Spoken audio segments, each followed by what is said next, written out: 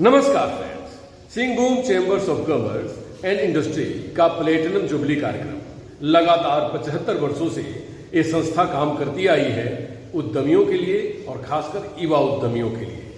आज platinum jubilee कार्यक्रम में लोकसभा स्पीकर श्री ओम बिरला जी ने शिरकत किया और बहुत महत्वपूर्ण बातें कही। उन्होंने कहा कि देश विकासशील से विकसित भारत की तरफ बढ़ चला है, हम जल्द से जल्द विकसित भारत होंगे। उन्होंने ये भी कहा कि देश अब चौथी इकोनॉमी की तरफ अग्रसर है और अब वो तीसरी इकोनॉमी होगी, फिर हम दूसरी और पहली इकोनॉमी भी बनेंगे। उन्होंने कहा कि देश की अर्थव्यवस्था में व्यापारियों का बहुत बड़ा योगदान है और खासकर कहें युवा उद्यमियों का। उन्होंने नवाचार की भी बातें कही। उन्होंने कहा कि हम सब मिलकर प्रयास करें तो देश बहुत सशक्त होगा और विकसित होगा। उन्होंने जमशेदपुर की सराहना करते हुए कहा कि जमशेदपुर आज़ादी से पहले भी देश को दिशा निर्देशित कर रहा था, सस्टेनेबल ग्रोथ में पार्टिसिपेट कर रहा था और आज भी सशक्त भूमिका जमशेदपुर और झारखंड की है देश के विकास में। उन्होंने अनेक बातों के साथ जमशेदपुर के उद्यमियों को सराहना की और खासकर कहा जाए तो चेंबर ऑफ कॉमर्स और खासकर कहा जाए तो जमशेदपुर का योगदान गिनाते हुए उन्होंने ये भी कहा कि जमशेदपुर का जब नाम मुझे याद आता है तब देश की वो 100 वर्ष पहले की घटना याद आती है जब यहाँ पर सबसे पहले स्टील बनाने की शुरुआत हुई। उन्होंने ये बात भी कही कि देश हमारा विकासशील से विकसित तब होगा जब देश के सभी युवा सशक्त होंगे और सभी युवा एक दिशा में एक सोच रखेंगे और देश हित की भावना से काम करेंगे। आइए सुनते हैं श्री ओम बिरला जी को, जिन्होंने इस प्लेटिनम जुबली कार्यक्रम में अपनी अभिव्यक्ति प्रस्तुत की। जो यहाँ के उद्यमी और व्यवसायियों के साथ जुड़ी हैं, हम सबों की शुभेच्छाएं, हमारा प्रयास, आपका समर्पण, यही आज के इस कार्यक्रम का मुख्य उद्देश्य। दीप प्रज्वलन हो रहा है, हम तालियां बजाएं ताकि दीप प्रज्वलन की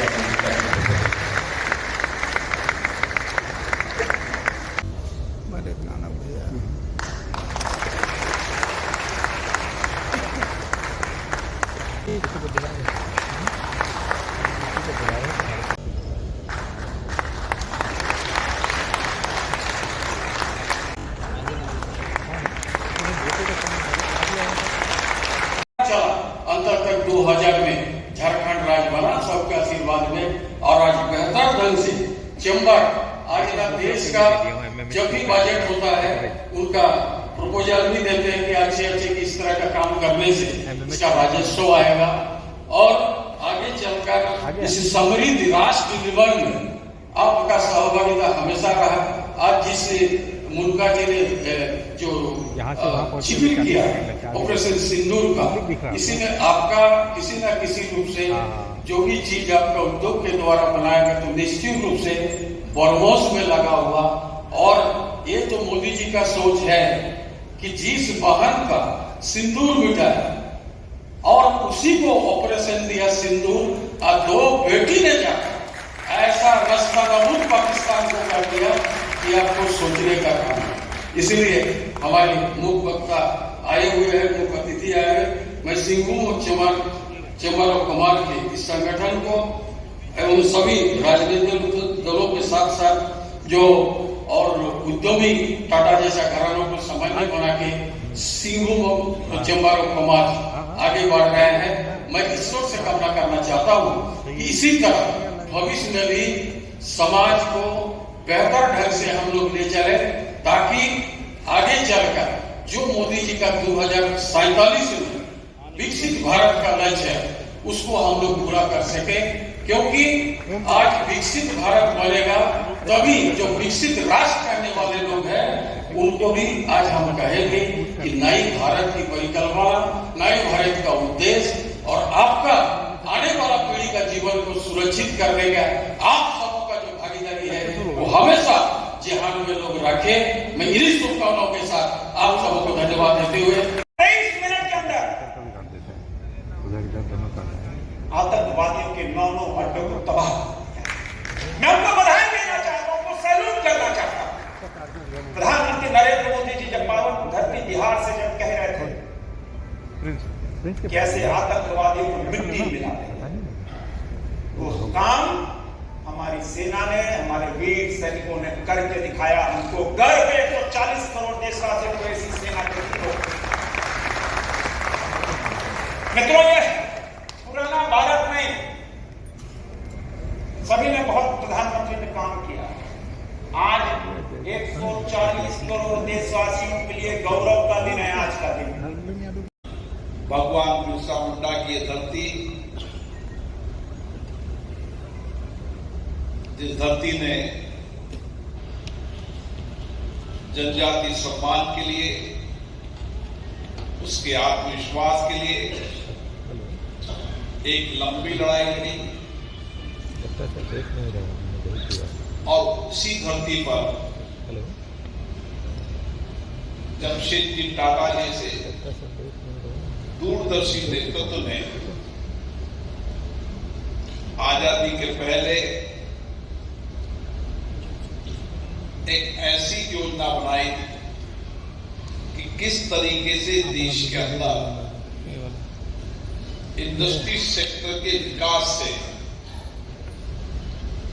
उस शहर का विकास भी हो सकता है और एक आर्थिक सामाजिक परिवर्तन भी हो सकता है। एक दूरदर्शी सोच, चिंतन, उस परिस्थिति में भारत को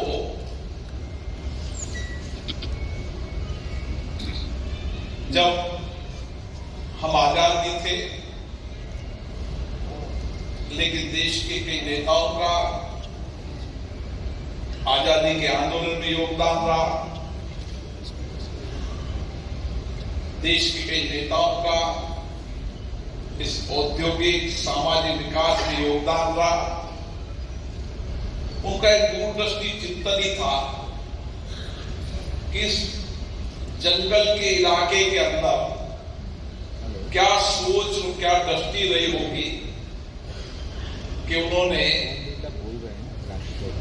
एक ऐसा नगर बसा दिया जहां इंडस्ट्री भी है, व्यापार भी है, जहां सामाजिक परिवर्तन भी हुआ है, आर्थिक परिवर्तन भी हुआ है, और एक वैश्विक नगर हरा भरा भी है, सुंदर भी है, व्यवस्थित भी है। ऐसी दृष्टि से ही भारत, आज हम सब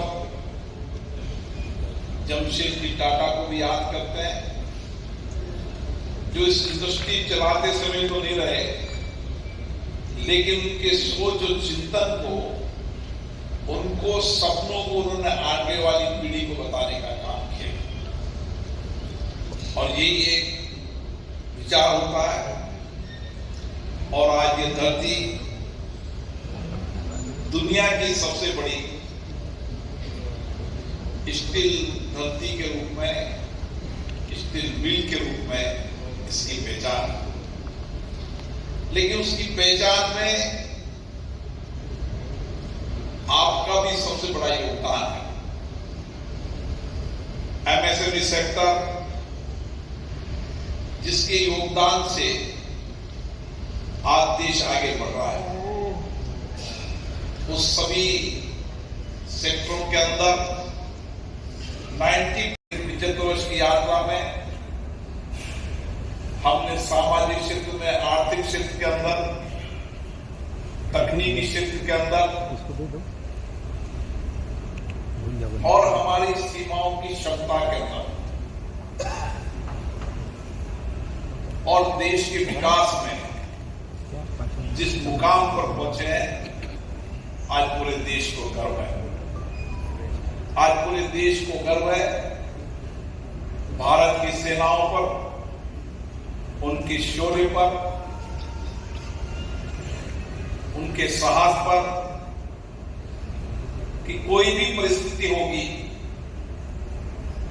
उस परिस्थिति के अंदर भारत केवल अपनी रक्षा नहीं करेगा, लेकिन दुनिया के अंदर जो देश के अंदर जो आतंकवाद है, उस आतंकवाद को समाप्त करने के लिए नई नीति, नई कार्य योजना से काम करेगा।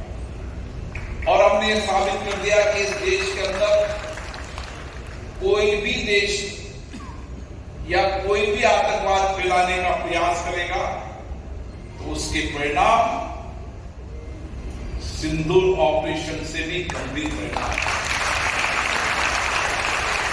और भारत के प्रधानमंत्री जी ने पूरे देश को विचार दे दिया कि आतंकवाद के खिलाफ लड़ना है तो सामूहिकता से मिले, सब मिलकर लड़े। और किसी भी देश में अगर आतंकवाद होता है या आतंकवाद दूसरा देश या दूसरे देश जो आतंकवाद को संरक्षण देने का काम करते हैं उनको इसी तरीके का परिणाम भुगतना पड़े तो दुनिया से आतंकवाद समाप्त हो सकता है।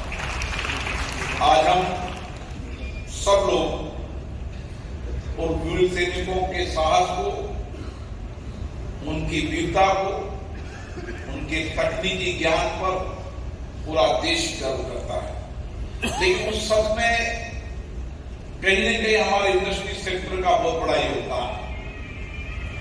एक समय होता था जब भारत में हम रक्षा के अंदर इंपोर्ट करने का ही काम करते थे। न हमारे पास तकनीकी थी, न कौशल था, न उद्यमिकता थी। लेकिन इस 75 वर्ष की यात्रा के अंदर, इस एक दशक के अंदर भारत के प्रधानमंत्री नई दृष्टि दी, ने विचार दिया कि हमें हर क्षेत्र में आत्मनिर्भर होना है और रक्षा के क्षेत्र में भी, रक्षा उपकरणों के अंदर भी हम आत्मनिर्भर बने।